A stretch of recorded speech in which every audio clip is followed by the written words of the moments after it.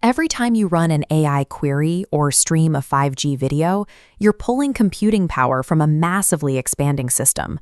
The global demand for semiconductors, the tiny silicon brains inside these machines, is exploding, on track to create a trillion-dollar market by 2035. But this entire global supply chain rests on a single, highly concentrated geographic foundation. We rely almost entirely on what experts call a silicon shield, located on a single island, Taiwan. Look at this facility. This is a TSMC factory. Roughly 90% of the world's most advanced chips roll out of buildings like this one. Because of this concentration, a disruption in Taiwan doesn't just stop production, it triggers a domino effect across the globe. We saw a glimpse of this during the pandemic, where factory shutdowns delayed car deliveries and sent the price of basic electronics soaring. When we talk about fixing this bottleneck, the conversation usually turns to building giant factories. But the value chain actually starts much earlier, with the complex logical design of the chips themselves. And in that specific area, India is already a global superpower. If you look at this NVIDIA processor, the physical hardware is only half the story. The logical architecture, its billions of virtual pathways, is heavily reliant on Indian talent. Right now, 20% of the world's chip design workforce is based in India. Yet, despite mapping out these brilliant architectures, India does not physically manufacture a single commercial computer chip. Imagine an engineer designing perfect bridges in software. Dropped onto a construction site to operate a crane, they lack the physical experience. Semiconductors are the same. Designing chips is logical, but physically etching silicon requires entirely different physical training. This is the specific gap India is now moving to bridge, translating its dominance in abstract logic into the physical mastery of the factory floor. This brings us to Dholera, Gujarat, where an $11 billion investment under the India Semiconductor mission is taking shape. Driven by domestic giants like Tata, the country is breaking ground on its first major commercial chip fabrication plant. Inside a standard cleanroom, technicians in protective suits operate dense, hypersensitive machinery. Managing a plasma etch or extreme vacuum system requires intuition built through hands-on experience. To scale this, India must train 85,000 professionals to manage these complex fluid networks.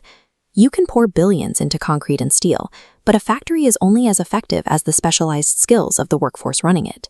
No nation builds a semiconductor base alone. If you want to fabricate a semiconductor, you need highly specialized machines that print and cut the silicon, which are primarily produced by a handful of global equipment giants. That's why companies like Lam Research and Applied Materials are now opening massive R&D hubs directly in India. They are setting up the infrastructure to transfer that exact technical knowledge to the local workforce. If we look closely at this historical display featuring TSMC founder Morris Chang, we see the blueprint India is following. In the 1980s, Taiwan didn't try to invent the printing machines from scratch. They partnered with these exact same foreign equipment makers to build their manufacturing baseline. But the machines are just the second layer. To keep a fab running, you need a third layer, a specialized chemical supply chain feeding it daily. Domestic companies like Linda India are pivoting for this. They are building out systems to supply the fab with ultra-pure, high-grade industrial gases like argon and xenon. The Dholera plant functions as a gravitational anchor, pulling a multi-tiered industrial cluster into a single domestic hub. India is deliberately not trying to manufacture the world's most advanced 2-nanometer chips on day one. Instead, the strategy starts with a stable 28-nanometer baseline. The goal is to perfect the local supply chains and train the engineering pipeline before moving to smaller, more complex nodes. Once that foundation is solid, the next phase kicks in. As detailed by Finance Minister Nirmala Sitharaman, the updated Indian Semiconductor Mission Roadmap officially targets advanced architectures and specialized silicon carbide chips used in electric vehicles. Attempting to jump straight to advanced nodes without this foundational ecosystem would risk a costly failure. What we are watching is a process of industrial compounding, a methodical stacking of human skills, machinery, and chemistry that takes years to mature. By applying the proven Taiwanese blueprint, India is choosing the difficult path of physical self-reliance. They are translating decades of abstract software design into the physical reality of the shimmering silicon wafer.